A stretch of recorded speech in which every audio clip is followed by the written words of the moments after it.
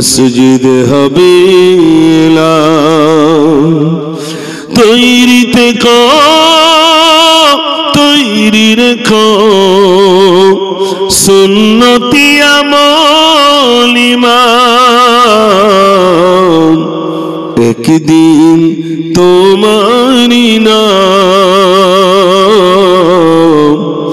মসজিদ হবে একদিন তোমাকে পরিয়ে কাফন সঙ্গী স্বজন করিবে দাফন হঠাৎ চলে গেল আদরের ধন প্রিয় মা বাবার বাসি নয়ন তৈরি থেকো তৈরি রেখো সুন্নতি আমল ইমান একদিন তোমারি নাম মসজিদ হবে আল্লাহুম্মা সাল্লি আলা সবাই পড়ে وعلى آل سيدنا একবার আওয়াজ দেখি আপনাদের নারে তাকবীর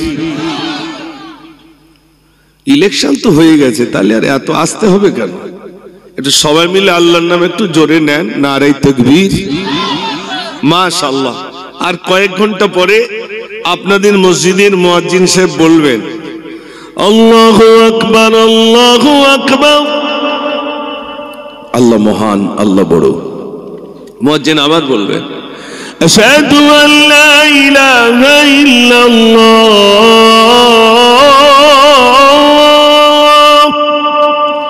আমি সাক্ষী দিতেছি আল্লাহ ছাড়া কোনো মাবুদ নাই একটু জোরে বলুন না সুবহানাল্লাহ জি আসলে সুবহানাল্লাহ মাশাআল্লাহ জাযাকাল্লাহ ইনশাআল্লাহ এগুলো মানুষ আর বলতে চায় না আর কখন বলতে হয় তাও আমরা জানি না ইদানি একটা জলসায় গেছি তো হুজুর আসলে তো সবাই সালাম দেয় আমাকেও সালাম দিয়েছে আসসালামু আলাইকুম ওয়া আলাইকুম আসসালাম হাতে হাত দিয়ে বলছে মিনহা খলাকনাকুম ওয়া ফিহা নুঈদুকুম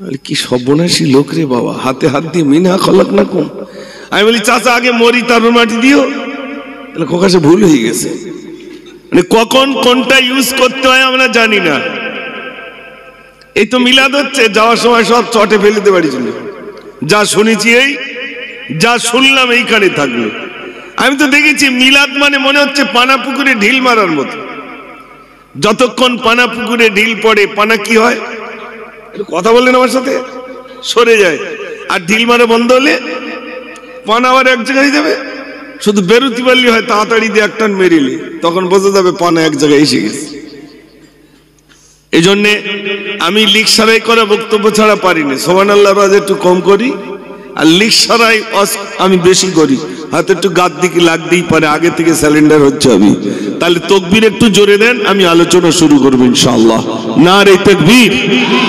মাশাআল্লাহ আরেকটু জোরে দেন নারে তাকবীর মাশাআল্লাহ সবাই প্রাণ ভরে এবার একবার দুরূদ পড়ুন আল্লাহুম্মা সাল্লি আলা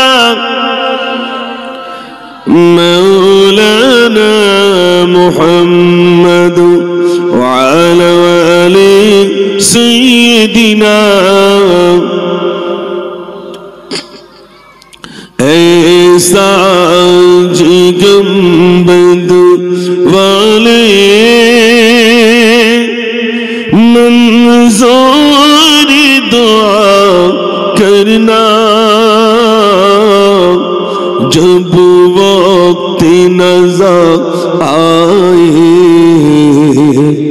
दीदार अता करना ऐ नूर खुदा आकर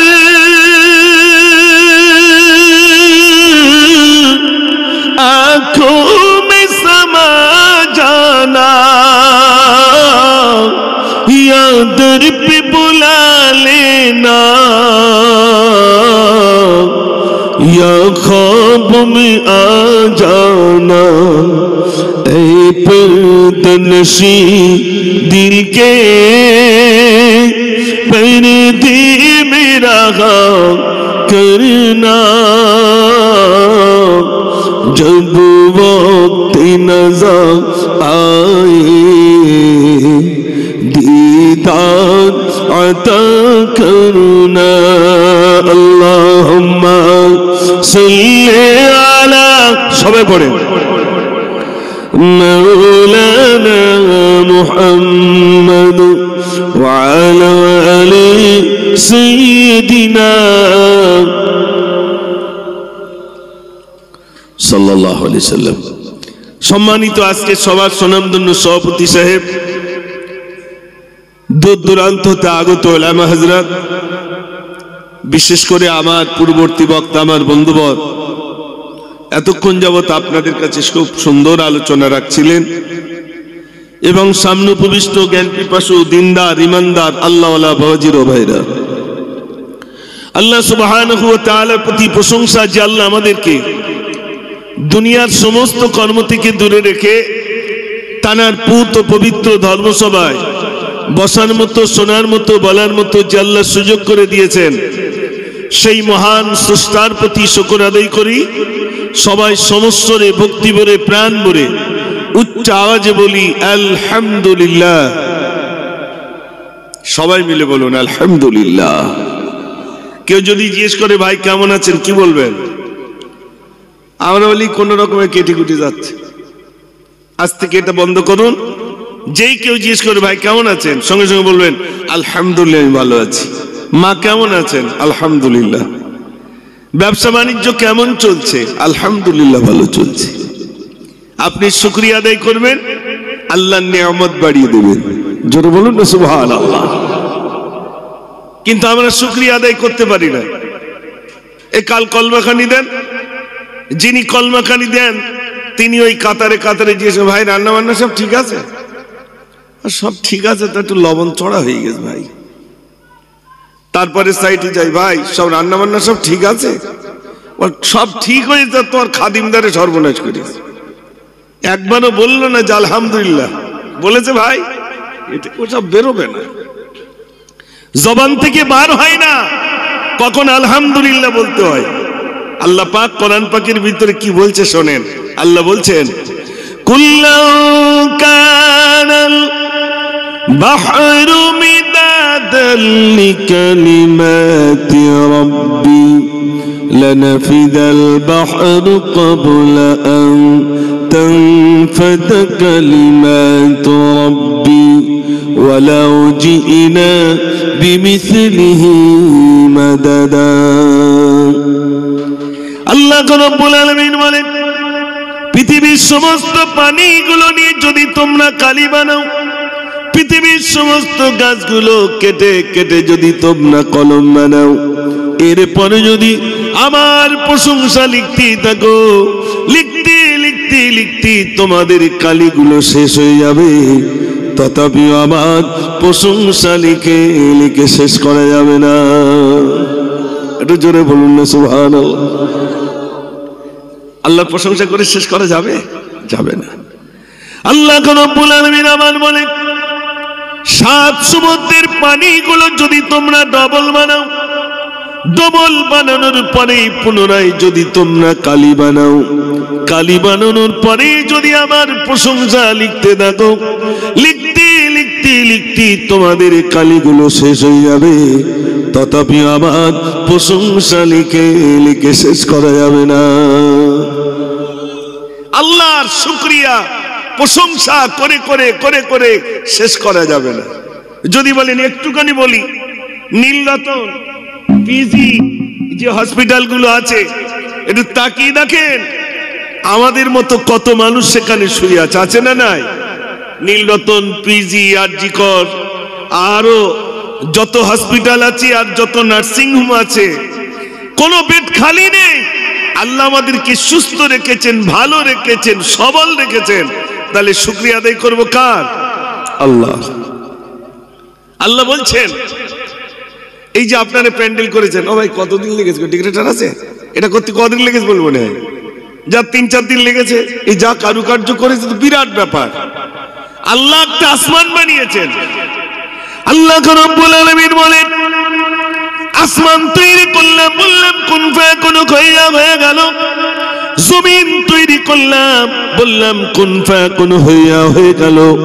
পাহাড় তৈরি করলাম, ওয়াল জিবালা আওতাদা, পাহাড়কে যখন বানালাম তখন বললাম কুন ফায়াকুন, হয়ে গেল। যা কিছু তৈরি করেছি শুধু বলেছি কুন ফায়াকুন, হয়ে গেল। কিন্তু যখন মানুষ তৈরি করলাম, কুন ফায়াকুন দিয়ে আমি তৈরি করি নাই, বরং আমার কুদরতি হাতে আমি আমার বান্দাদেরকে বানালাম। এত সুন্দর করে আমাদেরকে বানিয়েছেন। আল্লাহ বলছেন সব থেকে সুন্দর করে তৈরি করেছি আমি মানুষকে। একটু জোরে বলবেন না সুবহানাল্লাহ। আমরা ইতি সৌন্দর্য হওয়ার জন্য কত যুবক ছেলে চুল তো কাটলো, তাতে 3 কালার করেছে, কেউ পাটের মতো, কেউ সাদা, কেউ নীল। তারপরে আবার একটা চুল কেটে নিজেকে ডিজাইন করলো 2024 সাল পিছনে লিখেছে। আমাদের গ্রামের একটা ছেলে, সে চুল কেটেছে সারাদিক কুচি কুচি, মাঝখানটা উঁচু। তাই বলছে হ্যাঁ এটা কি শার্ট? তা হচ্ছে হুজুর এটা মোরগ শার্ট। আল্লাহ বলছে আমি সৃষ্টির সেরা করে তৈরি করেছি। এ তো গেল যুবকদের, আর কত মহিলা সানসেট আউট করে ফেলেছে। সানসেট বোঝেন ভাই? সানগার্ড, সূর্য পড়লে সঙ্গে সঙ্গে এ সানসেট উঁচু হবে নিচু হবে, হবে না? হবে না? চোখে কিছু আর পড়তে তাড়াতাড়ি উঁচু। কি আল্লাহ তৈরি করে দিয়েছেন, আপনি আল্লাহর শুকরিয়া আদায় করে শেষ করতে পারবেন না। একটু জোরে বলুন না সুবহানাল্লাহ। আল্লাহ পরিচয় দিয়েছেন গোটা কোরআনের ভিতরে 114টি সূরা। আল্লাহ ছোট্ট একটি সূরার ভিতরে নিজের পরিচয়টা দিয়েছেন। সূরাটির নাম আমরা সবাই বলি কুলুস সূরা, আসলে ওটা কুলুস সূরা না, ওটা হলো সূরাতুল ইখলাস।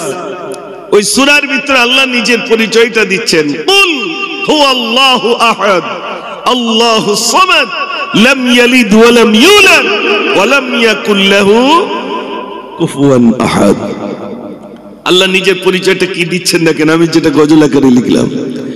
নাই মোর সুখ দুঃখ, নাই রে পিয়াস বুক, দুনিয়া দেখুক আজ কেমনে, আমি বলে দিয়েছি কোরআনে। নাই মোর দিন রাত, নাই মোর পাঘাত, নাই মোর মা বাপ রে, তাই আমি আল্লাহু আহাদ রে, মোর বন্ধু মুহাম্মদ রে। এটা যারা বলুন না সুবহানাল্লাহ। আমি আল্লাহ, আমার একটা বন্ধু আছে মুহাম্মদ সাল্লাল্লাহু আলাইহি সাল্লাম। তোমরা বলতে পারো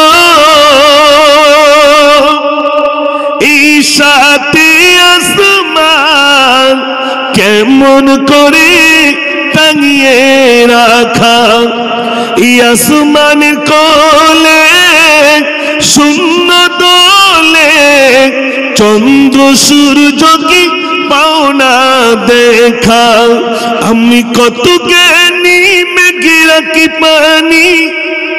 যারা বলবেন না সুবহানাল্লাহ। মেঘে পানি আমি রেখে দিই বান্দা। আমি বললাম ইন্নাল্লাহ আলা কুল্লি শাইইন কাদির, আমার মতো ক্ষমতা কারণ নাই। আমি শুধু বলবো কুন ফায়াকুন, হয়ে যাও, সঙ্গে সঙ্গে তা হয়ে যাবে। যারা বলুন না সুবহানাল্লাহ। সে আল্লাহ আছেন না নাই? অনেকে চার দোকানে বলে মোল সাহেবরা ভয় দেখায়, বাদ দাও দিন, যা হওয়ার সব দুনিয়া হয়ে যাবে, এই সব প্রাকৃতিক এমনি এমনি হয়েছে, এরা বলে না ভাই? অথচ বলে কলমা পড়েছে। কিছু প্লেয়ারেরও আছে কলমা পড়েছে আর বলে, দেখবেন খবরের কাগজে দেখছে উত্তরবঙ্গ থেকে কি দক্ষিণবঙ্গের দিক দিয়ে সমুদ্র উপকূল থেকে 145 কি 500 কিলোমিটার বেগে ঝড় বয়ে যাবে, উত্তর 24 পরগনার উপর দিয়ে বাংলাদেশের দিক দিয়ে চলে যাবে। তার জন্য পুলিশ বা সৈন্য মোতায়েন করা আছে, বলে না? বলে। আচ্ছা, ঝড়ের বিরুদ্ধে সৈন্য কি করবে? মোকাবেলা করবে? একটু জোরে বলেন না।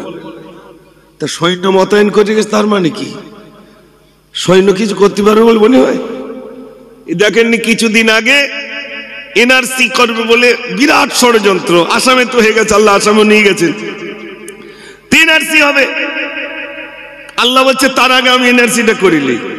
আল্লাহ এনআরসি করেছে, কি বলুন তো, কবে করেছে মনে নেই? হ্যাঁ, সারা পৃথিবী জুড়ে এলো করোনা, কার ভয়ে তুমি আজ দিলে ঘোষণা, ঘরে থাকো একা থাকো, ঘর থেকে যেন তুমি বার হবে না, ঘর থেকে যেন বেরিও না, আর যদি বাড়াও তো মুখে কি নিতে হবে? আরে সর্বনাশ। স্যানিটাইজার দিয়ে হাতে ধোবে,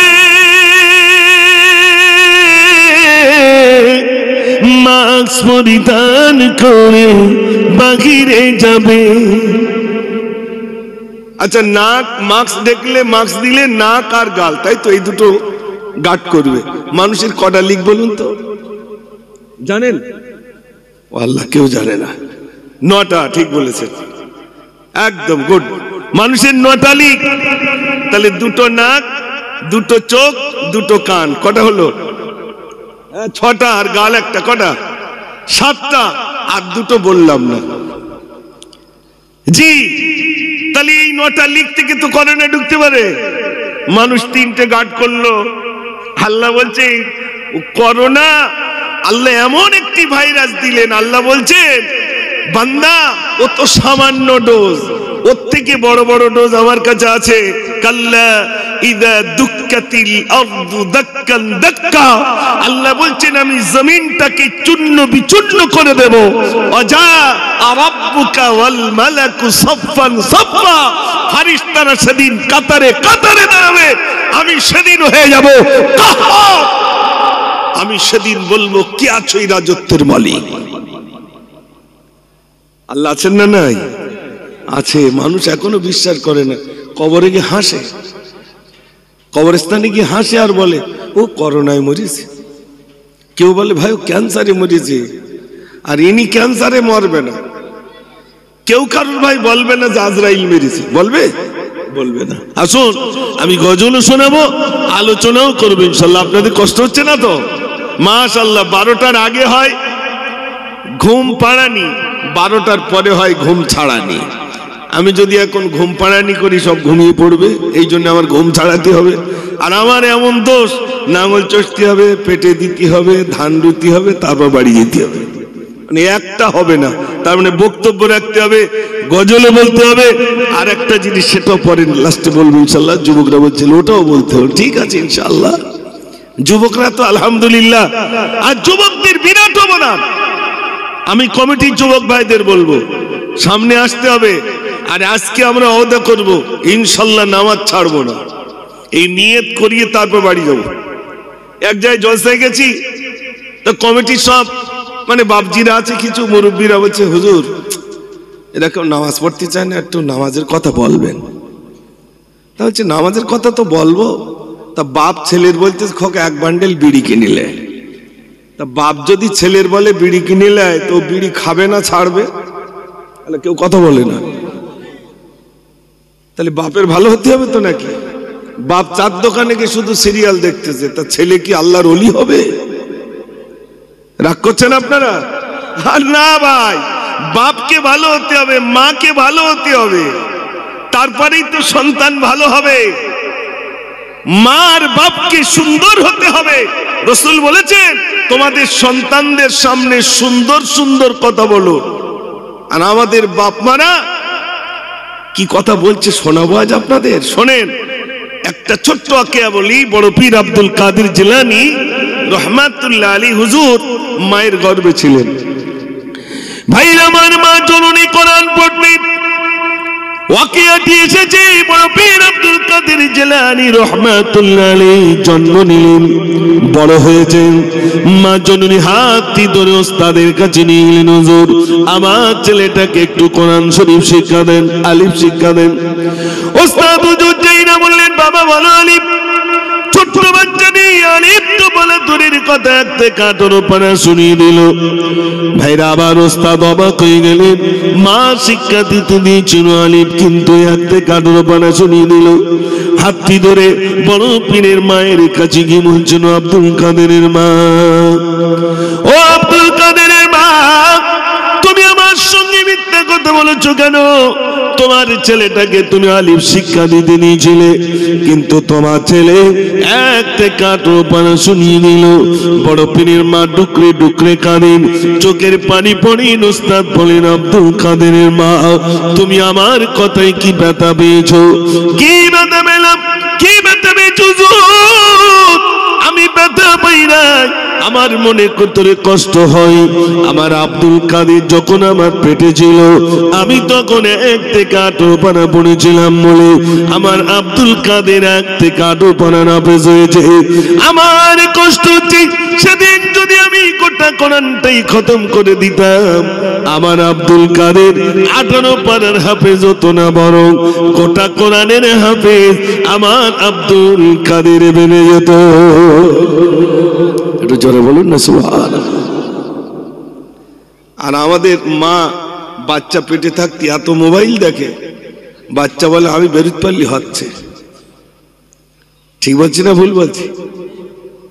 শুধু আঁচড়াচ্ছে। আর বড় হই মোবাইল, বড় হই মা বাচ্চাকে মোবাইলের বুড়ির কার্টুন দেখাচ্ছে, ওই দেখ আর খা। বাচ্চা যদি ওই কার্টুন দেখে, এরপরে কি দেখবে তার ঠিক নেই। মা লেপের মধ্যে মোবাইল দেখে, দেখতে দেখতে এমন সময় মুয়াজ্জিন বলছে, আসসালাতু খায়রুম মিনান নাওম। তার মানে কি 10টার সময় ওঠো? আজকে আর কেউ কথা বলে না। ঘুম থেকে নামাজ উত্তম, তখন ঘুমোচ্ছে মা। আহা, সমাজে এমন রোগ আছে না? নাই ভাই, সমাজ শেষ হয়ে যাচ্ছে। আমাদের ছেলেগুলো পঙ্গু হয়ে গেল। আল্লাহ পাক আমার 2টি মাদ্রাসা করার সুযোগ দিয়েছেন, একটা ছেলেদের একটা মেয়েদের। তো মেয়েদের শিক্ষাঙ্গনটা করেছি স্কুলের সিলেবাসের সাথে, একদম স্কুলের মতো। আসবে, পড়বে, দুপুরবেলা খাবে, বিকালে চলে যাবে। রাখারাখির বালাই নেই। বাড়িতে গিয়েছো, পড়ো, দুপুরে খাও, আবার চলে যাও। তো পরে সেটা আমি বলছি। তো আমার এই গভীর রাতে বাড়িতে যাই, মাদ্রাসায় যাই, অফিসে একটু থাকি, রাত 3টে 4টে বেজে যায়। তো অফিসে শুয়ে আছি, এমন সময় সকালের দিকে একটা ছোট্ট বাচ্চা এসে, হুজুর হুজুর। আয় কে? হুজুর আমি। দরজা টোকা দিচ্ছে, আমি গেলাম সামনে। কি ব্যাপার? এই এই এই সময় তুই আমাকে কষ্ট দিচ্ছিস কেন? আমি একটু ঘুমাই। কি হয়েছে? ওই হুজুর আমাকে মেরেছে। কে মেরেছে? অমুক মেরেছে। ডেকে নিয়ে আয়। তো ডেকে যেই আনলো, আমি জিজ্ঞেস করছি, তুই মেরেছিস? তো হচ্ছে, হুজুর আমার গালি দিয়েছে তাই মেরেছি। সর্বনাশ করে, মাদ্রাসা ছেলে আবার গালি দেবে কেন? আমি বাচ্চাটিকে অফিসের ভিতরে নিয়ে খুব বোঝালাম, সত্যি কথা বল, তুই গালি দিয়েছিস? তো হচ্ছে, হ্যাঁ দিয়েছি হুজুর। তখন আমি বলছি, কি বলে গালি দিয়েছিলি? তো এমন একটা বিষাক্ত বললো, সেটা আর আপনাদের সামনে বলা যাবে না, বলেছে একটা। আমি তখন জিজ্ঞেস করছি, সত্যি কথা বলবি, তুই গালিটা কার কাছ থেকে শিখেছিস? তখন বলছে, হুজুর আমার মা, আমার আব্বার এরকম করে করে গালাগাল দেয়। কে দেয় ভাই? আল্লাহ, কেউ কথা বলে না। হ্যাঁ, গিন্নি দেয়। আর বাচ্চা সব মুখস্থ করে। আর রাস্তায় খেলা করলে ওই শব্দটাই ঝাড়ে। তখন জিজ্ঞেস করে, এটা কার ছেলে রে? বলে মুজাফফরে। বলি, তো বিষাক্ত গাল। মুজাফফরকে জিজ্ঞেস করছে, ভাই একটা কথা বলবো, রাগ করবে না? বলে না। বলে, তোমার ছেলে যা গালি দিচ্ছে শোনার মতো না। তখন মুজাফফর কি বলবে? ভাই ওসব সঙ্গদোষে হচ্ছে। বলে না? বলে না? সত্যি কি সঙ্গদোষে হচ্ছে? রাত্রি চোরা ঘুষি খাচ্ছে। আর বলবে না কেন?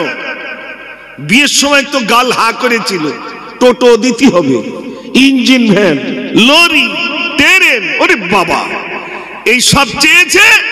এখন সামান্য একটু ঝগড়া হলেই বিবি যখন, স্বামী যখন একটুখানি একটা গালি দেয়, বিবি 5টা দেয়। আর বলে, তুমি যে খাটে শুয়ে রয়েছো না, বাপ দিয়েছে।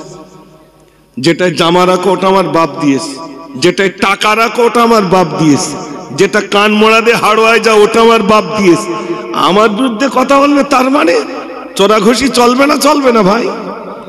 বাড়ি গিয়ে খবর নিয়ে দেখেন শান্তি নাই, ইনি এদিক ফিরে উনি ওদিক ফিরে, আর রাত দিন হুজুর কাছে হুজুর একটু তদবির করে দেন, তদবির করে কাজ হবে? আসল জায়গায় তো ছেড়া, আসল জায়গায় তো শেষ। ইনিও বেনামাজি ইনিও বেনামাজি, তা আল্লাহর তরফ থেকে ওই বাড়ি কি রহমত আসবে? একটু জোরে বলেন না।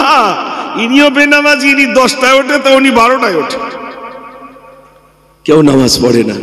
ও যদি তদবির আপনি স্বয়ং মক্কা শরীফ থেকে করে নিয়ে আসেন, কাজ হবে না ভাই। কেন কাজ হবে না? আপনার বাড়িতে দিন নাই, আপনার বাড়িতে ইসলামী পরিবেশ নাই। যেটা খাচ্ছি, খাওয়ার সময় বিসমিল্লাহ বলি না, সুবহানাল্লাহ বলি না, আলহামদুলিল্লাহ বলি না।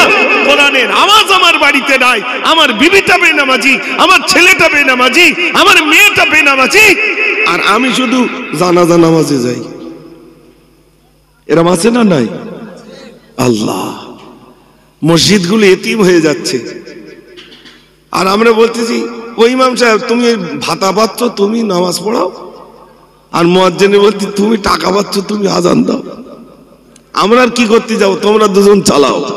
আর যদি ঝড় ঝাপটা হয় তখন মুয়াজ্জিন আর ইমাম ছাড়া আর মসজিদে আর কেউ ঢোকে বলে মনে হয় ভাই? ওরা দুজন শুধু বলে ভাই আমরা মরে গেলি কি করে কি হয় বলো দিনি। আজ মসজিদের ইমাম সাহেবরা কাঁদে, প্রত্যেক দিন দুটো হাত তুলে বলে আল্লাহ এই গায়ের মানুষদের কি তুমি নামাজি বানিয়ে দাও, আল্লাহ এদের রোগ থেকে তুমি মুক্তি করো, আল্লাহ এদেরকে তুমি সহি সালামতে রাখো। ইমাম সাহেবদের জিজ্ঞাসা করবেন প্রতিদিন ফজরের নামাজের বাদ, এশার নামাজ বাদ, আল্লাহ তুমি মহল্লাবাসীদেরকে নামাজি বানিয়ে দাও, মায়েদেরকে তুমি পর্দা নিশিনী বানিয়ে দাও। কবুল হচ্ছে না কেন? কি কারণে কবুল হচ্ছে না ভাই? আসলে আমাদের সমাজে ইমাম সাহেব তানারা তো দোয়া করতেই আছেন, দোয়া করতেই আছেন। আজ এখানে জলসা হচ্ছে, বিরাট সাজানো গোছানো। যদি দুটি মানুষ নামাজি হয়ে যায় তাহলে আমার এই বক্তব্য রাখাটা সার্থকতা হবে, তাই তো নাকি ভাই? বড় কষ্টের কথা বলছি আজ, কিছু কষ্টের কথা আপনাদের কাছে বলবো। গজল তো শোনাবো, এ তো সবে শুরু করেছি ইনশাআল্লাহ। ও সোনার ভাইরা, কিছু কিছু জায়গায় আমি দেখেছি কিছু আলেম ভিন্ন মানে ধর্মাবলম্বী মানুষদের উল্টো পাল্টা বলে বা তাদের নিয়ে নাড়াচাড়া করে। আপনি ওদিকে নাড়া দেবেন কেন? আপনাদের থানাটা কোথায়? দেগঙ্গা থানায় গিয়ে দেখেন লকআপের ভিতরে যদি 15 জন থাকে, 10 জন মুসলমান। বসিরহাট জেলে যান, সেখানে গিয়ে দেখুন 300 কারাবন্দী হয়ে রয়েছে, গুনে দেখলে 250 মুসলমান। আপনি চলে যান আপনাদের হাড়োয়ায় যেখানে মদ বিক্রি হয়, জিজ্ঞাসা করুন ভাই আপনার এই মদ যারা কিনতে আসেন অধিকাংশ ক্রেতা হিন্দু না মুসলমান? উত্তর কি আসবে? জোরে বলেন মুসলমান। ওই যেখানে জুয়া খেলছে সেখানে যান, ভাই এই যারা জুয়া খেলে সব থেকে বেশি মুসলমান না হিন্দু? সে বলবে ভাই আমার কাস্টমার মুসলমান। আপনি যেখানেই যাবেন, বড় দুঃখের কথা বলছি, বড় বেদনার কথা বলছি, আমাদের দিক থেকে মানুষ মুখ ফিরিয়ে নিয়েছে। কেন? আমরা সমস্ত নোংরা গাছগুলো জড়িয়ে ধরেছি, ধরে ফেলেছি, মদগুলো আপন করে নিয়েছি। মনে রাখবেন বিশ্বনবী সাল্লাল্লাহু আলাইহি সাল্লাম 23টা বছর মেহনত করেছেন। তিনি এমন মেহনত করেছেন, না তলোয়ার লেগেছে, না জনবল লেগেছে, না সৈন্যবল লেগেছে।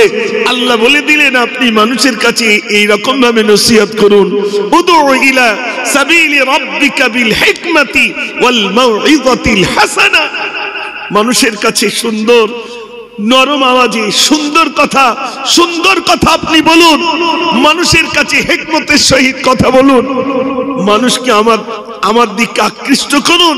আল্লাহ রাব্বুল আলামিন বলছেন হাবিব আপনি দাওয়াত দেনেওয়ালা, আর আমি আল্লাহ হলাম হেদায়েত দেনেওয়ালা। একটু জোরে বলুন না সুবহানাল্লাহ। ভাইরা আমার 23 বছর ধরে বিশ্বনবী সাল্লাল্লাহু আলাইহি ওয়াসাল্লাম বললেন ইয়া আইয়ুহান নাস, হে মানব সকলেরা, কুলু লা ইলাহা ইল্লাল্লাহ তুফলিহুন। 23 বছর ধরে মানুষের কাছে নসিহত করেছেন, অগণিত মানুষ দলে দলে ইসলাম কবুল করে নিয়েছেন। ভাইরা আমার, মক্কার বুকে মানুষ জুয়া খেলতো, টিকিট খেলতো, মেলায় যেত। মক্কার বুকে যে সময় জাহিলি যুগ ছিল, মানুষ নোংরা কাজে নিয়োজিত ছিল, অন্ধকার যুগ ছিল। যে যুগে নারীদেরকে জীবিত পুঁতে দেওয়া হতো, অসনের ভাইরা আজ পর্যন্ত সেই জায়গাটাই নুড়ি নুড়ি পাথর দিয়ে ঘেরা, যেখানে নারীদেরকে জীবিত পুঁতে দেওয়া হতো।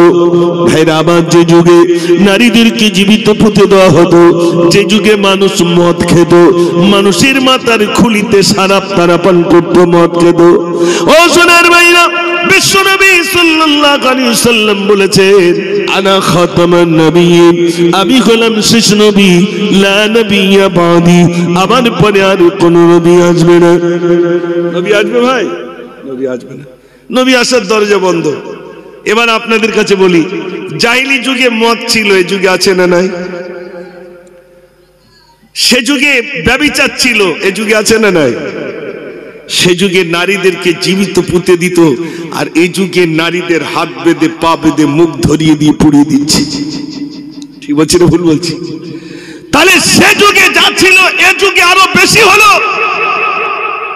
নবী তো আর আসবেন না, তাহলে মদের বিরুদ্ধে বলবে কে? জোয়ার বিরুদ্ধে বলবে কে? টিকিটের বিরুদ্ধে বলবে কে? ব্যভিচারের বিরুদ্ধে বলবে কে? নারী হত্যার বিরুদ্ধে বলবে কে? যারা বলবেন তারা হলেন ওয়ারাসাতুল আম্বিয়া, আলিম ওলামারা। এখন আমি মুজাফফর ওগুলো বাদ দিয়ে যদি শুধু সুবহানাল্লাহ বলি আর হাসান হোসেনের যদি জীবনী বলি, তাহলে কি লিক সারাই হবে বলে মনে হয়? একটু জোরে বলেন না। তাহলে হয়তো অনেকে ওগুলো বলবে, আর আমাকে একটু এদিকে বলতে হবে। বলে যদি মানুষ আমাকে মারতে আসে, তাহলে বুঝতে হবে মিষ্টি খাওয়া যেরকম সুন্নত, আর মার খাওয়াটা, ওই দেখেন তায়েফে নবীজি মার খাননি, তাহলে ও মার খাওয়াটা কি সুন্নত। ও মারটা খাবো না, মিষ্টিটা খাবো, ওই সুন্নতটা পালন করব। এইরকম বলতে যে, সুদের বিরুদ্ধে বলতে যে, মদের বিরুদ্ধে বলতে যে, ব্যভিচারের বিরুদ্ধে বলতে যে, নামাজের বিরুদ্ধে বেনামাজির বিরুদ্ধে বলতে যে, সমাজের মানুষকে দিনের পথে আনতে যাওয়াকে কেন্দ্র করে মানুষ হয়তো পেটাই করতে পারে, তখন বুঝতে হবে এটা আমার সুন্নত আদায় হয়েছে। দুঃখ পাবেন না ভাই, আপনাদের উদ্দেশ্যে কসম খোদা বলছি না, বর্তমান সমাজের দিকে তাকিয়ে দেখেন, আমার মুসলমান ভাইরা শেষ হয়ে যাচ্ছে। যাচ্ছে না? যাচ্ছে না ভাই? তাদেরকে বাঁচাতে হবে না? হবে না? দূর থেকে একটা বাঘিনী লক্ষ্য করছে, একটা ছাগল ছানা কবু রাখাল নিয়ে গেছেন 20টা ছাগল মাঠে, আর বাঘিনী লক্ষ্য করছে ছাগল ছানাকে। বাঘ কিন্তু ওই 100টা যদি ছাগল তাকে কটা ধরবে? একটাই ধরবে। পালে এসে পড়লে একটা ধরলো। রাখাল দেখলো 20টা ছাগলের ভিতরে একটা ছাগল যদি চলে যায়, আমার তো চাকরি চলে যাবে। তাই লাঠি দিয়ে বাঘিনীকে পিটাই করতে শুরু করলো। বাঘিনীর পেটে ছিল একটা বাচ্চা, প্রসব হয়ে গেছে। রাখাল দেখলো অসুবিধে নেই, একটা ছাগল নিয়ে গেছে, একটা বাঘের বাচ্চা দিয়ে গেছে, তাহলে কটা হলো ভাই? 20টা হলো। প্রতিদিন ছাগলকে মাঠে নিয়ে যায়, আর বাঘটাকে কোলে করে নিয়ে যায়। ছাগলের দুধ খাইয়ে খাইয়ে বাঘটাকে বড় করে তুলেছে। ছাগল যেমন ডাকে ব্যা, এ বাঘও তেমন ডাকে ব্যা। দূর থেকে একটা বাঘ লক্ষ্য করছে, আমার জাত ভাই ছাগলের পালে মিশে মিশে, কি ব্যাপার? আমার জাত ভাই ছাগলের পালে মিশে, আমাদের দেখে ছাগল পালায়, আর আমার স্বজাতি আমার জাত ভাই ছাগলের পালে, ওকে বাঁচাতে হবে। তাই নিজের জাত ভাইকে বাঁচানোর জন্য ছুটে এসে যেই না ধরলো, ছাগলের মতো ব্যা করে উঠেছে। তখন বলছিস এ তো বোল হারিয়ে ফেলেছে। তখন গালে করে ধরলো, ধরে নদীর তীরে নিয়ে গেছে, তোর মুখটা যেমন আমার মুখটা তেমন, তুই ছাগলের মতো ব্যবহার করছিস কেন? কিন্তু বোল আসছে না। আমি মুজাফফর আজ বক্তব্য রাখবো, কাল থেকে সুদ মুক্ত সমাজ হবে, কাল থেকে জুয়া মুক্ত সমাজ হবে, কাল থেকে মদ মুক্ত সমাজ হবে বলে মনে হয় ভাই? একটু জোরে বলেন। অত সহজে ওই আওয়াজ যাবে বলে মনে হয় না, তবে বলতে হবে। না জানি আমার একটা ভাই যদি ফিরে আসে। ইমাম সাহেব এই তো আজকে বললে, কাল মাটি দেওয়ার সময় ইমাম সাহেব বলবে বিসমিল্লাহি ওয়া আলা মিল্লাতি রাসূলিল্লাহ, আল্লাহর নামে নবীর দলে উঠিয়ে দিলাম। ফারিস্তা বলে মিথ্যে কথা বলে লাভ নেই, সারাদিন সারা জীবন ছিল তাসের দলে, এখন দেখছ নবীর দলে। বুঝতে পারেন ভাই? আপনাদের কষ্ট হচ্ছে না তো? না গজল বলবো? একটু বলিলেই তারপরে লিকটা সারাই না হলে ভাই হাওয়া দেওয়া বেকার হয়ে যাচ্ছে, ওই জন্যই তো একটু লিকটা সারাই করছি। আর যা বলছি আপনাদের কান্না যা আমাদের দিকে, খোদার কসম আমার সোনার ভাইরা জানা আছেন শান্তি নাই। আচ্ছা আপনাদের এখানে জানার আছেন ওই টিকিট কাউন্টারে টিকিট কাটছি, বিভিন্ন কিছু করছি, দুটো অর্থের জন্য তো নাকি?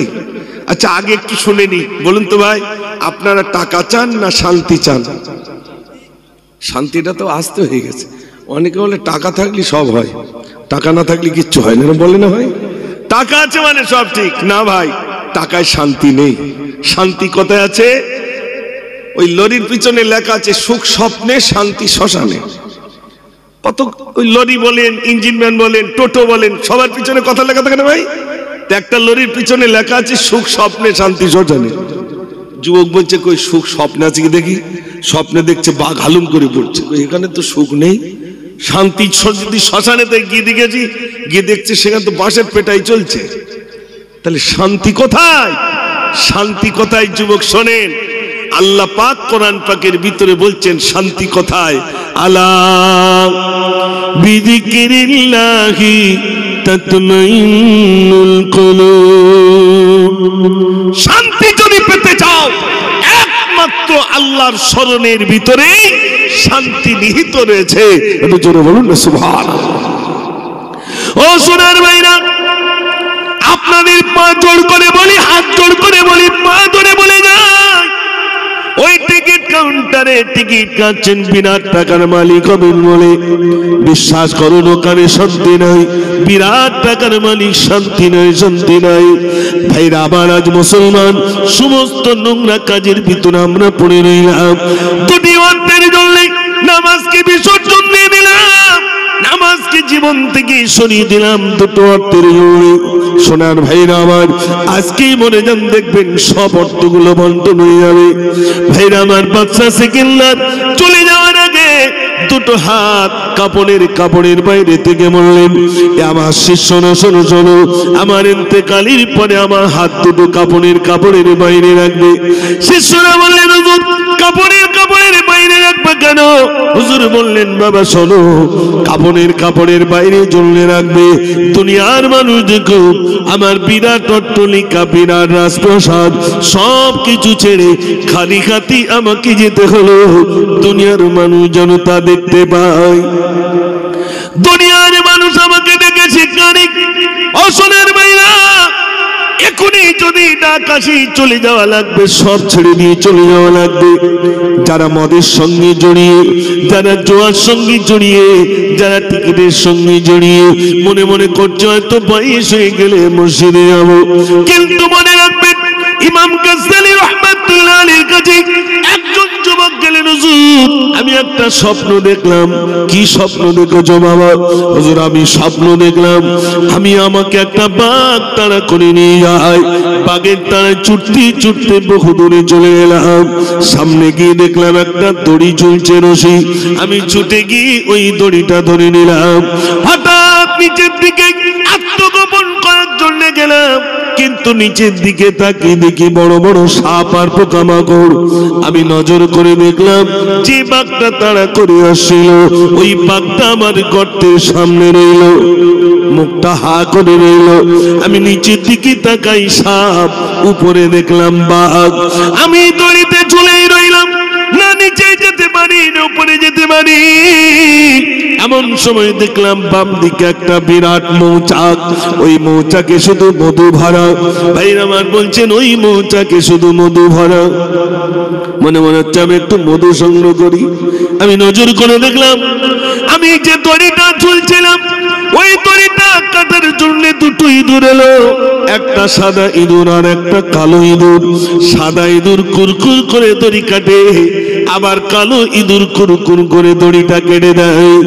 এমন সময় দেখলাম আমি যে দড়িটাই ঝুলছিলাম দুই ইঁদুর মিলে দড়ি কাটছে। হঠাৎ দেখলাম দড়িটা কেটে গেল, আমি নিচের দিকে পড়ে যাব, এমন সময় আমার ঘুমটা ভেঙে গেল। হুজুর বলুন বলুন কি স্বপ্ন দেখলাম? হুজুর বললেন বাবা তুমি যে স্বপ্নটি দেখেছ, যে বাঘটা তারা করে আনছিল ওটা বাঘ নয়, বাঘ নয়, ওটা হলো বাবা হযরতে আজরাইল। আর তুমি ছুটে গিয়ে যে দড়িটাই ধরেছিলে ও দড়িটা হলো তোমার হায়াত নামক দড়ি। নিচের দিকে তাকিয়েছিলে, বড় বড় সাপ পোকামাকড় নইল মনে। তিনি বললেন বাবা ওই সাপ পোকামাকড়টা হলো বাবা তোমার কবর। বাম দিকে তাকিয়েছিলে, বিরাট বড় একটি মৌচাক, ওই মৌচাকে শুধু মধু ভরা, ও মধুটা অন্য কিছু নয় বাবা, ওটাই হলো তোমার দুনিয়া। দুনিয়াটা হলো মধুর মতো। যে দড়িতে ঝুলছিলে ওই দড়িটা কাটার জন্য দুটো ইঁদুর এসেছিল, একটা সাদা ইঁদুর আর একটা কালো ইঁদুর। সাদা ইঁদুর মানে হলো রাত, কালো ইঁদুর মানে হলো, সাদা ইঁদুর মানে হলো দিন, কালো ইঁদুর মানে হলো রাত। রাত যেই দিন আসে তোমার হায়াত নামক দড়িটা কুরকুর করে কেটে যায়। এখানে আমরা যারা আছি প্রত্যেকে একটা করে রশিতে ঝুলছি। এখন বলুন সাদা ইঁদুর আর কালো ইঁদুর আমাদের দড়ি কাটছে না কাটছে না? ওর জন্য মনে হচ্ছে সব লোক হাড়ওয়াটা যদি সব দিয়ে দেওয়া হয় তাও কলজেটা ভরবে বলে মনে হয়। জোরে বলে হাড়ওয়া লোয়ার পরে বলে আল্লাহ দেগুঙ্গাটা দাও, এটা মনিটরটা জোর দাও না ভাই, মনিটরটা দাও শুধু। সোনার ভাইরা তো বলছিলাম মানুষ বয়স হয়ে গেলে এই হাতে কোমরে একটু ব্যথা আসবে, হাঁটুই ব্যথা আসবে, আসবে না ভাই? বয়স যত হয় মানুষের চামড়াগুলো ঢিলা ঢিলা হয়ে যাবে, হাতের চামড়া, মুখের চামড়া। একটা জিনিস কিন্তু বিরাট চাঙ্গা হয়, কোনটা বলুন তো? আশা বিরাট চাঙ্গা হয়। ছোট ছেলেটার ঘন্না করে দেওয়ার পশ্চিম দিক যাচ্ছে না, আল্লাহ বলে তার আগে উত্তর দক্ষিণ করে দিচ্ছে, টেনশন করিস নি। উত্তর দক্ষিণ বোঝেন তো ভাই? হ্যাঁ, মনে আশা হয় ছোট ছেলেটার ঘন্না করে পশ্চিম মুখ আর হব না। আল্লাহ হচ্ছে সময় নেই, আমি বসে আছি তো। আমি সোশ্যাল মিডিয়ায় দেখলাম ইন্দোনেশিয়ার একজন কারি সাহেব লাখো জনতার সামনে বসা, তিনি কেরাত পাঠ করছিলেন। কেরাত পাঠ করতে করতে ওই স্টেজেই ইন্তেকাল হয়ে গেল। কি পড়ছিলেন জানেন? আল্লাযী খালাকাল মাউতা ওয়াল হায়াতা লিয়াবলুয়াকুম আইয়ুকুম আহসানু আমালা। কেরাত পড়ছেন, এই আয়াতটা পড়েছেন, তারপরের আয়াত আস্তে আস্তে আস্তে নিস্তেজ হয়ে ইন্তেকাল হয়ে গেল। সামনে দিয়ে ডাক্তার ছুটে এলেন, ইঞ্জিনিয়ার ছুটে এলেন, খবর নাই। আমি মুজাফফরে বসে আছি, আল্লাহ যদি ডাক দেন চলে যেতে হবে না, হবে না ভাই? ও যুবক ভাইরা, টিপু সুলতান মসজিদের সামনে কলকাতা, টিপু সুলতান মসজিদের সামনে ধর্মতলায় যদি কোনোদিন কাজে যান, ওখানেই শিক্ষা লুকিয়ে আছে। ওখানে গিয়ে দাঁড়িয়ে থাকবেন নামাজের ওয়াক্তে, দেখবেন আপনাদের মতো যুবক প্যান্ট পরা, গেঞ্জি পরা, শার্ট পরা এমন যুবক আসলো, নামাজের ওয়াক্ত হয়ে গেল, এসেই প্যান্টটা গুটিয়ে নেবে, ওযুখানায় যাবে, টুপি নেই তো কি আছে, গিয়ে মসজিদে দাঁড়িয়ে বলবে আল্লাহু আকবার। এমন যুবক আছে না নাই? একটু জোরে বলেন। ওই যুবকগুলো যদি মসজিদে নামাজ আদায় করতে পারে, আমি কেন পারবো না ভাই? ওই যুবকগুলো যদি মসজিদে কোরআন তেলাওয়াত করতে পারে, আমি কেন পারবো না? তাদেরও চুলটা তো ভিন্ন স্টাইলে কাটা, অথচ যখন মসজিদের মুয়াজ্জিন আজান দেন তখন মসজিদে গিয়ে নামাজ আদায় করে না করে না? শোনেন ভাইরা, হযরত কুতুবউদ্দিন মুক্তিয়ার কাকি রাহমাতুল্লাহ আলাইহি, ও হাড়ুয়ার মানুষেরা, আপনার হাড়ুয়ার মানুষ ধন্য, এখানে আল্লাহর উনি শুয়েছেন। হযরত কুতুবউদ্দিন মুক্তিয়ার কাকি রাহমাতুল্লাহ আলাইহি তিনিও ছিলেন জবরদস্ত আল্লাহর ওলি। তিনি তার শিষ্যদেরকে ডাক দিলেন, আমার শিষ্যরা, আমি একদিন ইন্তেকাল করব, শোনো শোনো, আমার জানাজার ইমাম যিনি বেনে যাবেন তার যেন 4টি গুণ থাকে। প্রথম নম্বর গুণ হলো যার জীবনে তাকবীরুল আচারি নাই, ওই ব্যক্তি নামাজ জানাজার ইমাম বনে যাবে। যার জীবনে তাহাজ্জুদের নামাজ কাজা হয় নাই, ওই ব্যক্তি নামাজ জানাজার ইমাম বনে যাবে। যে ব্যক্তির আসরের ফরজ নামাজের পূর্বে 4 রাকাত সুন্নত নামাজ যার কাজা হয় নাই, ওই ব্যক্তি নামাজ জানাজার ইমামতি করবে। আর 4 নম্বরে বললেন, যে জীবনে কোনো বেগানা নারীর দিকে চোখ মেলে তাকাই নাই, ওই ব্যক্তি নামাজ জানাজার ইমামতি করবে। 4 কোনলা মানুষ যদি দেখতে পাও, তোমরা আমার জানাজার ইমাম বানিয়ে দিও। আর 4 গুণওয়ালা মানুষ যদি না দেখতে পাও, ডাইরেক্ট তোমরা আমাকে কবরস্থ করো। কটা গুণ ভাই? 4টে। প্রথম নম্বর, তাহাজ্জুদের নামাজ যার জীবনে কাজা হয়নি। আর তাহাজ্জুদ তো বেলা 12টার দিক পড়ে নাকি? কেউ কথা বলে না। হ্যাঁ, আমার বাপজিরা না, যুবক ভাইদের কাছে, বাপজিরা সব জানে, যুবক ভাইদের কাছে একটু বলি। ও সোনার ভাইরা শোনেন, আল্লাহর নবী সাল্লাল্লাহু আলাইহি ওয়াসাল্লাম বলেন, আমার উম্মতেরা শোনো, শোনো আমার উম্মতেরা, একটা নামাজের কথা নবীজি বললেন, যদি সম্ভব হয় সপ্তাহে তোমরা একবার পড়বে। যদি সপ্তাহে সম্ভব না হয়, মাসে অন্তত একবার পড়বে। মাসে যদি সম্ভব না হয়, বছরে তোমরা একবার করে পড়বে।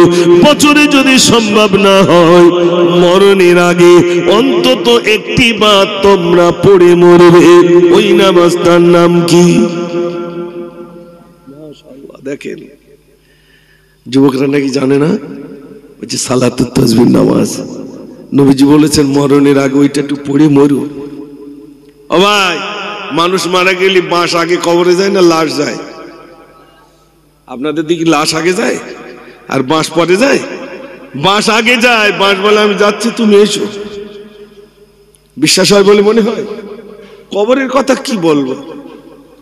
শেখ সাদি রহমাতুল্লাহ একটা ঘটনা লিখেছেন, এই কবরের আযাব। ও 4 দোকানে সব অনেকেই বলে, বাদ দাও দিন, মৌলভী সাহেবরা ভয় দেখে, কবর কিচ্ছু হয় না, এরা বলে না ভাই? বলে। আমি মুজাফফরে এই বক্তব্য রাখছি তো শেখ সাদি রহমাতুল্লাহ আলী, এই বাংলা একটা বই পাওয়া যায় দেখবেন বাজারে, মুসলমানের হাসি। বইটা কিনবেন। আর বই কেনার কথা আর কি বলবো, মিলাদ হলি হালুয়ার দোকান, মনসুরির দোকান, কেতাবের দোকান, বিভিন্ন দোকান আসে। সত্যি কথা বলুন তো ভাই, কোন দোকানে বেশি ভিড় হয়, হালুয়ার দোকানে না কেতাবের দোকানে?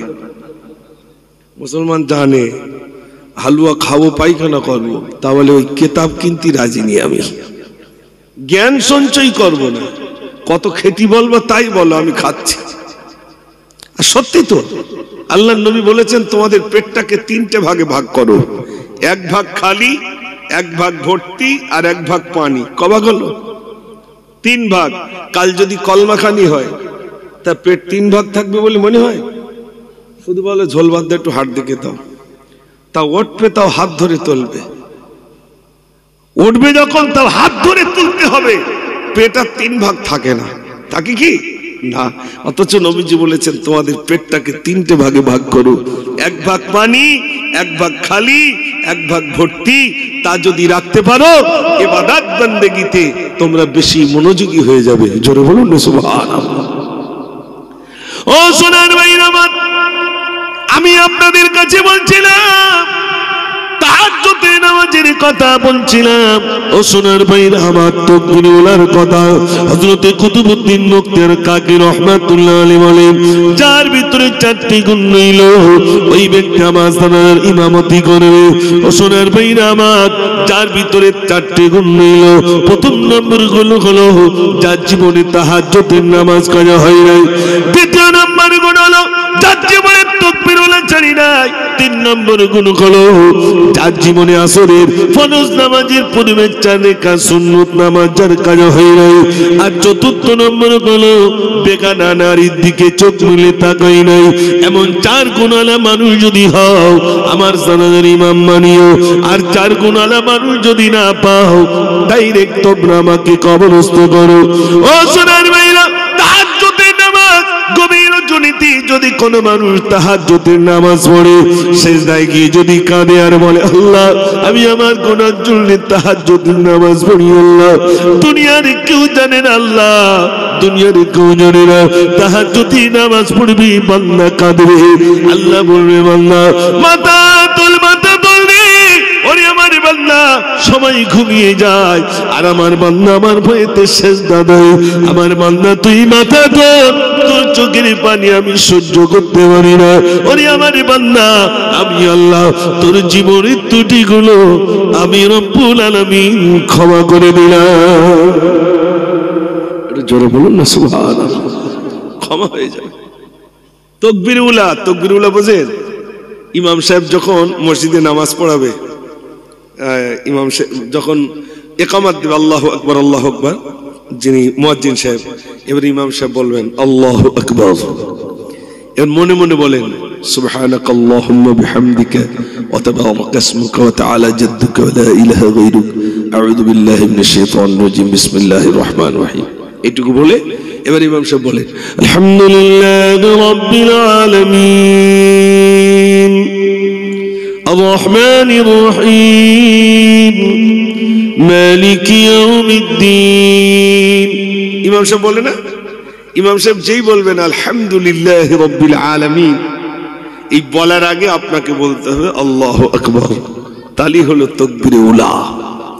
আল্লাহ রাসূল বলেছেন যদি কোনো ব্যক্তি তাকবীরে উলার সহিত 40 দিন নামাজ আদায় করতে পারে, তার প্রথম পুরস্কার আল্লাহ রাব্বুল আলামিন তাকে জান্নাত দিয়ে দেবেন। জোরে বলুন না সুবহানাল্লাহ। জান্নাতের কথা বলিস তাও সুবহানাল্লাহ আসতে হলো, একটু জোরে বলুন না সুবহানাল্লাহ। আল্লাহ কবরে আযাব মার্জনা করে দেবেন, মৃত্যু কষ্টটা আসান করে দেবেন। মৃত্যু কষ্ট বোঝেন তো ভাই? হ্যাঁ, মৃত্যু কষ্ট কেমন কষ্ট জানেন? একটা বকরি বা ছাগল, তাকে যদি জীবিত অবস্থায় চামড়া ছাড়ানো হয়, তার থেকে অধিক কষ্ট মৃত্যু কষ্ট। আপনারা দেখেননি ভাই, কত মানুষ মৃত্যুর সময় জীব বেরিয়ে যাচ্ছে, কত মানুষের আপনার আর লোকজন আসবে না, বেকার বসিয়ে লাভ কি, আবার চট দেয়।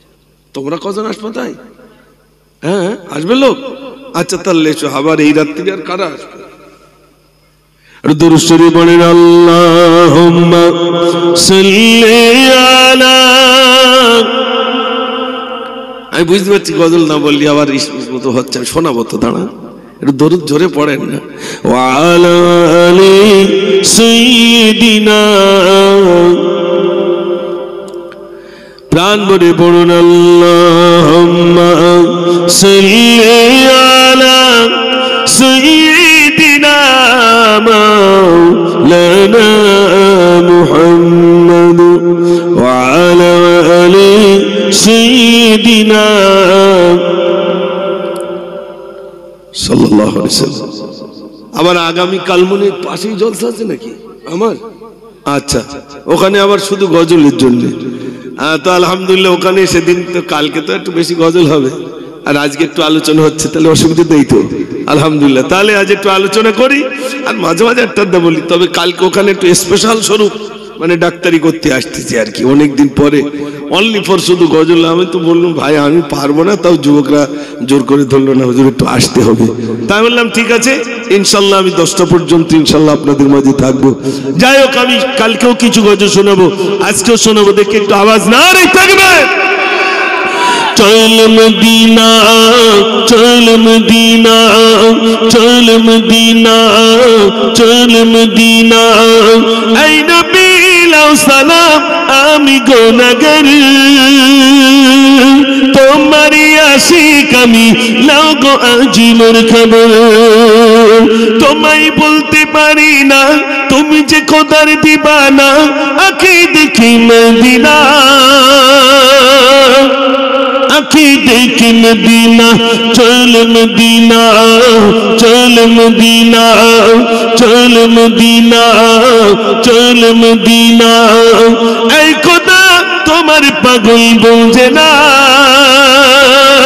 দিলের এই রাতিয়ে ছবি কেন ফোটে না, নসিব কি হবে না কাবা দেখার বাহানা, আঁখি দেখি মদিনা,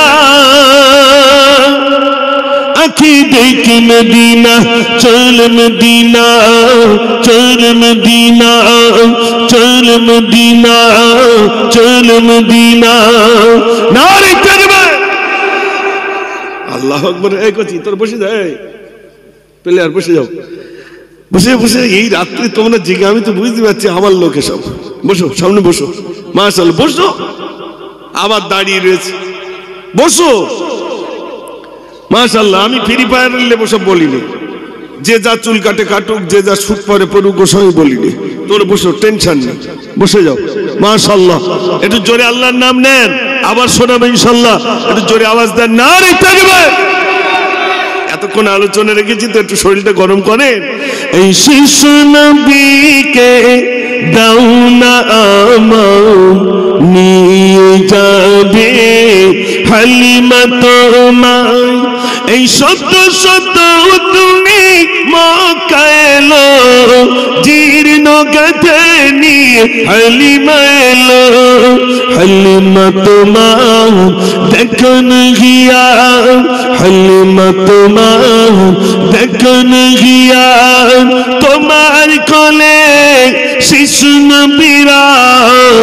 ও নবী, নবীজি আমার, ও নবী, নবীজি আমার, ও নবী, নবীজি আমার। এই শিশু নবীকে দাও না আমার, নিয়ে যাবে হালিমা তোমার। নারে তাকবীর।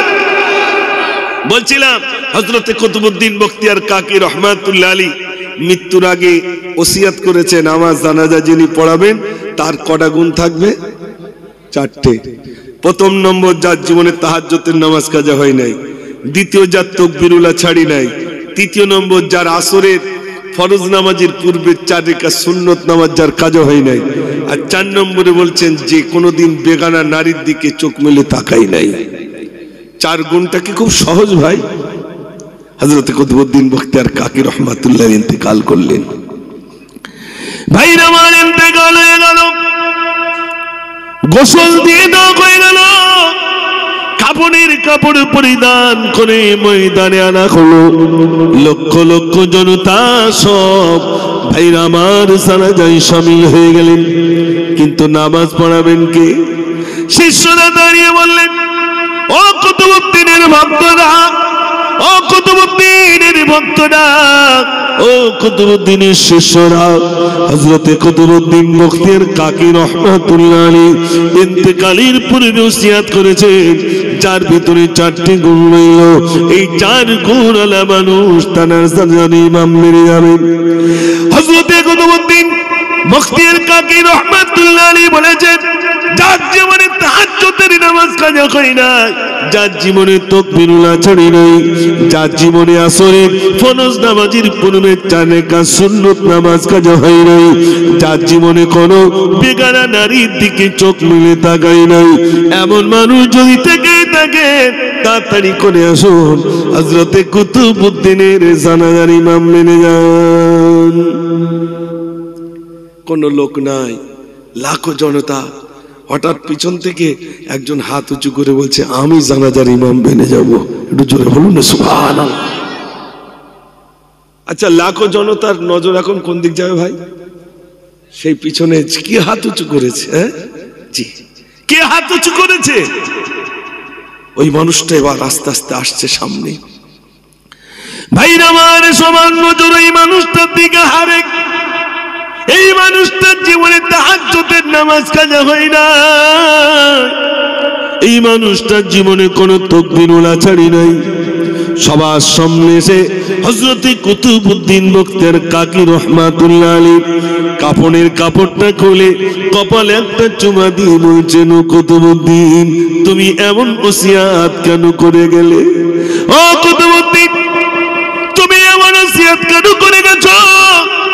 আমার ভিতর যদি হুঙ্কার এসে যায়, এখন তো দুনিয়ার মানুষ জেনে নিল আমার জীবনে তাকবীরুল্লাহ ছড়ি নাই, দুনিয়ার মানুষ জেনে নিল আমার জীবনে আসরের ফরজ নামাজের পূর্বে 4 রাকাত সুন্নত নামাজ কাজা হয় নাই, দুনিয়ার মানুষ জেনে নিল আমার তাকবীরুল্লাহ ছড়ি নাই, দুনিয়ার মানুষ জেনে নিল কোন বেগানা নারীর দিকে আমি চোখ মিলে তাকাই নাই, দুনিয়ার মানুষ জেনে নিল আমার ভিতরে যদি অহংকার এসে যায়, আনতাহবাতা আমালুকুম, সমস্ত আমল আমার বরবাদ হয়ে যাবে।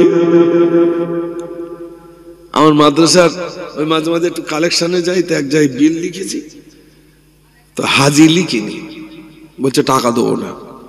হাজি লিখনি কেন? আর দু একজন চার দোকানে বলে কখন উঠি জানো খোকা, বললি হবে, তোমরা পারবা না। সেই তাহাজ্জুদের আগে উঠি, তাহাজ্জুদ পড়ি, ফজরের নামাজ পড়ি, ইশরাক পড়ি, তারপরে চার দোকানে এসে চা খাই। অত সহজ না। এ বলে লাভ হবে ভাই? একটু জোরে বলেন। ব্যাংকের অ্যাকাউন্ট কারুর দেখায়, ভাই দেখো দিন কত আছে, শুধু দেখো না বলে, ওটা রাখে গোপনে, টাকা রাখে গোপনে, আর ইবাদত করে প্রকাশ্যে। না, ইবাদত হবে গোপনে, কেউ দেখবে না। তাহাজ্জুদের নামাজ পড়বো, কেউ জানবে না। আমি একটা মাদ্রাসায় যখন পড়াশোনা করতাম, পড়ার লাইফে, তো মসজিদে নামাজ পড়তে আসতো, তো দাড়ি অল্প অল্প বলেন, আর কপালটা কালো। তো ছোটবেলায় মনে মনে করতে, এই লোকটার কপাল কালো কেন, একদিন দেখবো কি করে এত কপাল কালো। তা আমি একদিন, হুজুর আমাকে বলছে কাটারি নিয়ে এসো তো। কাটারি বোঝেন ভাই? জানেন না, দাটাকে বলে কাটারি। তো কাটারি নিয়ে এসো তো। আমি কাটারি আনতে গেছি একটা বাড়িতে, দেখে দেখে সেই বাড়িতে গেছি, চাচি কাটারি আছে?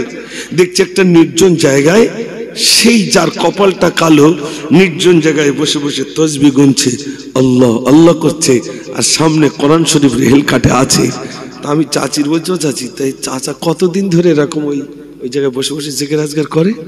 তো হচ্ছে আমি তো সেই বিয়ের পর থেকেই দেখছি, যখনই সময় পাই ওই নির্জন জায়গায় বসে ইবাদত বন্দেগীতে লিপ্ত থাকে। জোরে বলুন না সুবহানাল্লাহ। ও ভাই, জীবন গঠন করেছে না করেন? আমরা কি জীবনটা তৈরি করলাম একটু ভাবুন তো ভাই। ও সোনার ভাইরা, বড় দুঃখের কথা বলি, মনে রাখবেন আমার ওই ছেলেটা, আমার মেয়েটা যারা বেনামাজি হয়ে রইল, ওরাই আমাকে জাহান্নামে নিয়ে যাবে। ওই যে মেয়েটা বিরাট বড় মোবাইল নিয়ে রাস্তারে মাতবতা করে, ওই মেয়েটা কিন্তু তার বাপকে জাহান্নামে নিয়ে যাবে, তার বড় ভাইকে পর্যন্ত জাহান্নামে নিয়ে যাবে। একটা মেয়ে পাঁচজনকে জাহান্নামে নিয়ে যাবে, এমন মেয়ে যদি আমাদের থাকে বাবা, বিশ্বাস করুন পাঁচজনকে জাহান্নামে নিয়ে যাবে। এজন্য আমি বলবো, নিজের ছেলেকে ডাকুন, মেয়েটাকে ডাকুন, নিজের পরিবারের সদস্যদেরকে ডাকুন, ডেকে আপনি ওসিয়াত করুন, ও আমার কলিজার টুকরি মেয়ে, ও আমার কলিজার টুকরা সন্তান, ও আমার সহধর্মিণী বিবি, শোনো, আমি একদিন চলে যাব, যখন মুয়াজ্জিন বলবেন আল্লাহু আকবার, আল্লাহু আকবার, সমস্ত কাজগুলোকে বর্জন করে তোমরা একটু নামাজ আদায় করবে। আপনি যদি আপনার বাড়ির সদস্যদেরকে ডেকে তালিম দেন, বলেন বাবা শোনো, 5 ওয়াক্ত নামাজ পড়তে আল্লাহ রাব্বুল আলামিন 24টা ঘন্টার ভিতরে মাত্র 1.5 ঘন্টা 5 ওয়াক্ত নামাজ পড়তে সময় লাগে, মাত্র 1.5 ঘন্টা নামাজ পড়তে সময় লাগে। ফজরের নামাজ যদি পড়ো 4 রাকাত নামাজ মাত্র 15 মিনিট লাগবে। যোহরের নামাজ যদি সব থেকে বেশি ধরি তাহলে আধা ঘন্টা লাগলো। ও সোনার ভাইরা, আসরের নামাজ মাত্র 15 মিনিট ধরলাম, এবং মাগরিবের নামাজ 15 মিনিট ধরলাম, এশার নামাজ আধা ঘন্টা ধরলাম, তাহলে বলুন কত ঘন্টা হলো? ওই 1.5 থেকে 2 ঘন্টার বেশি হলো না? হলো না? 24টা ঘন্টা আল্লাহ আমাকে হাওয়া দিলেন, আল্লাহ সূর্যের তাপ দিলেন, আল্লাহ আমাকে বাঁচিয়ে রাখলেন, আল্লাহর জমিনে আমি বিচরণ করলাম, আল্লাহ আমাকে হায়াত দিয়েছে, আল্লাহ আমাকে সুখে রেখেছেন, আল্লাহ আমাকে অর্থ উপার্জনের মতো ক্ষমতা দিয়েছেন, আল্লাহ আমার রূপ দিয়েছেন, আল্লাহ আমাকে যৌবন দিয়েছেন, আল্লাহ আমার সুন্দরী বিবি দিয়েছে, আল্লাহ আমার মেধা দিয়েছেন, আল্লাহ আমার ব্যবসা দিয়েছেন, সব দিয়েছেন। সেই আল্লাহকে রাজি করার জন্য 5 ওয়াক্ত নামাজ কি আমরা পড়তে পারবো না? পড়বো তো ইনশাআল্লাহ। একটু জোরে বলুন না ইনশাআল্লাহ। রাজামশাই একটা মেয়ে বিয়ে দেবে, জানেন তো? বিয়ে দেবে বলে রাজামশাই বললেন আমার মেয়েটা বিয়ে দেবো। তা সবাই এসে জিজ্ঞেস করছে, রাজামশাই আমার দেবেন? তো রাজামশাই বলছে তুমি নামাজ পড়ো? তো বলছে না পড়ি, তাহলে মেয়ে দেবো না। তো আমি যদি নামাজ পড়ি তাহলে মেয়ে দেবো। সোজা মসজিদে চলে গেছে, আল্লাহু আকবার, নিয়ত করেছে বটে, কিন্তু শুধু মনে মনে করছে রাজার মেয়ে বিয়ে করবো, রাজার মেয়ে বিয়ে করবো। ও মসজিদে গেছে নামাজ পড়তে, 1 বছর হয়ে গেল, 2য় বছর চলে গেল, রাজার লোক পাঠিয়েছে, যাও ওই ছেলেকে ডেকে নিয়ে এসো, আমার মেয়েটাকে দিয়ে দেবো। এখন সবাই গেছে রাজার সেই মসজিদে যে ইবাদত করতে গেছে ওর কাছে গেছে, এই চলো রাজামশাই খুশি হয়ে গেছে, রাজামশাই মেয়ে দেবে। বলছে গিয়ে বলো আমি বিয়ে করব না। বলছে কেন? তুমি বিয়ে করবে বলেই তো মসজিদে এসেছো। বলছে শোনো, আমি নামাজের ভিতরে যে তৃপ্তি পেয়েছি, যে স্বাদ পেয়েছি, বিয়ে করার আর আমার প্রয়োজন নাই। একটু জোরে বলুন না সুবহানাল্লাহ। আমরা যদি স্বাদ পেতাম তাহলে মসজিদ থেকে চলে আসতাম। ভাই দেখবেন মসজিদে গিয়ে মানুষ ছটফট করে, আর চার দোকানে বসে 45 মিনিট এক কাপ চা খাচ্ছে। চার দোকানদার বিরক্ত হয়ে বলতে, ভাই তা তুমি একটু ওঠো, আর একজন বসো। এক কাপ চা খেলো 45 মিনিট ধরে, আর মসজিদে ঢুকে ছটফট করতে বেরোতে পারলি। মাছ পানিতে থাকতে বেশি ভালোবাসে না ডেঙ্গায় থাকতে ভালোবাসে? ভাই পানিতে, ডেঙ্গায় উঠলে কি করে? ছটফট ছটফট করে। শোনেন, আমার এই বক্তব্য এখন মনে হবে না। আপনাদের দিকে পুকুর আছে তো? ছোটখাটো পুকুর আছে। আর আমরা পুকুর থাকলে একটু ছিপ ফেলি, যারা ছোটবেলায় একটু ছিপ বিভিন্ন জায়গায় ফেলি। পুকুরে দেখবেন অনেক মাছের ভিতরে একটা বড় মাছ আছে না? ওই বড় মাছটা একদিন সব মাছগুলোকে ডেকে হচ্ছে, শোন, বলছে কি? বলে পুকুরি বলো ছিপলা আসে। বলে আসে তা কি? বলে যদি বাবা মুখ দিছো মারবে টান, নিচের থেকে কিন্তু উপরে আছাড় খেতে হবে। বলছে তারপর? বলছে তারপর বেশি লাফালে আবার আছাড় মারবে, মেরে প্যাকেট বন্দি করে সোজা তোমাকে নিয়ে যাবে বটির ধারে, ছাই দিয়ে কায়দা করে ছিলবে। বলছে তারপর? বলছে তারপরে ইটে ঘষে ঘষে সাদা করবে। বলছে তারপর?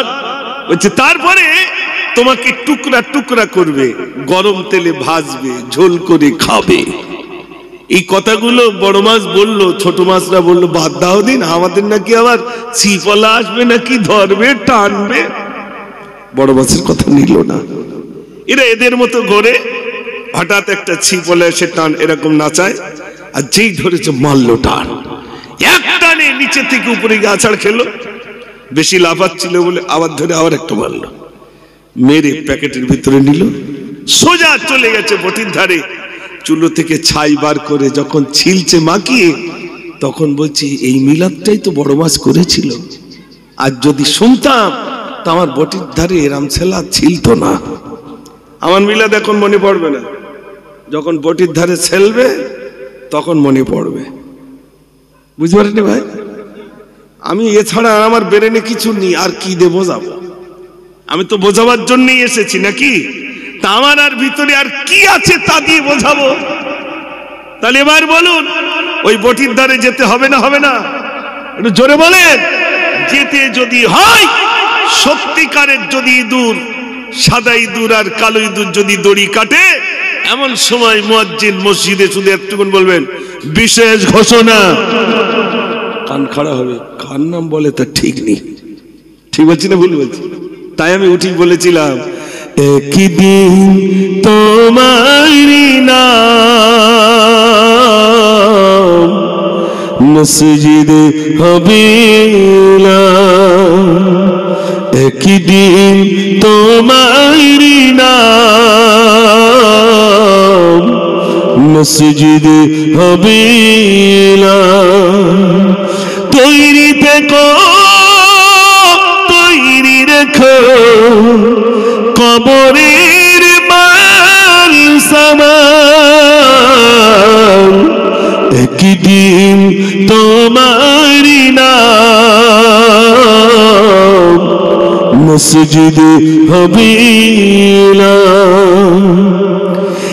একদিন তোমাকে পরিয়ে কাফন, সঙ্গী স্বজন করিবে দাফন। হঠাৎ চলে গেল আদরের ধন, প্রিয় মা বাবার ভাসিয়ে নয়ন। তৈরি থেকো, তৈরি রেখো সুন্নতি আমল ঈমান, একদিন তোমারি নাম মসজিদে হবে না, একদিন তোমারি নাম মসজিদে হবে না। নারী